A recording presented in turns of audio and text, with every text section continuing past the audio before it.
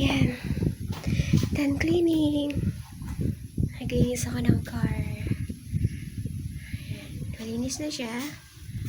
This is the black car. And this is my blue car. So they are both clean.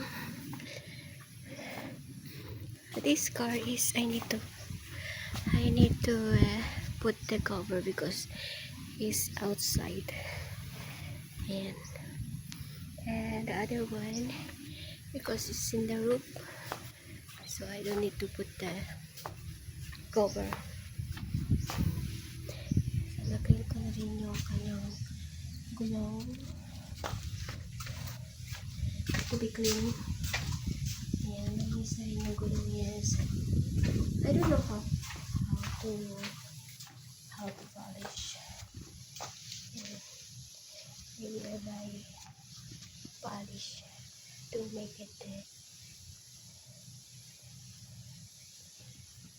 yung parang to make it kintab-kintab, something like that. Siya. So kasi yung ano niya, yung sa my car, look, they have happened to my car. There's some white because nandito siya sa ano, because this one is only this cover, so maybe because too much sun. Ayan, look at my roof.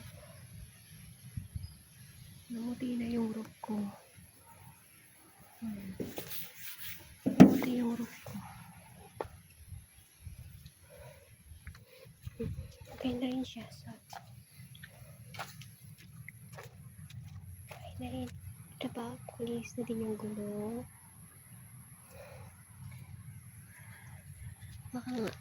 Kasi ano, ito lang yung cover niya. So, kailangan ko talaga siyang i-cover.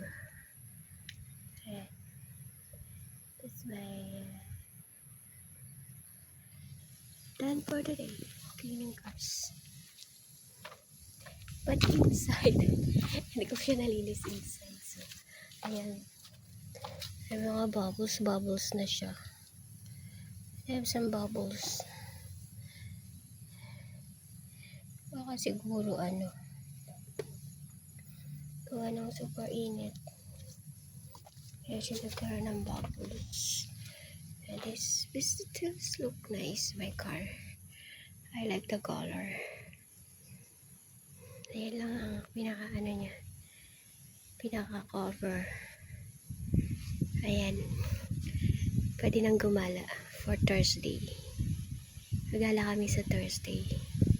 Magala kami ng school. Thank you!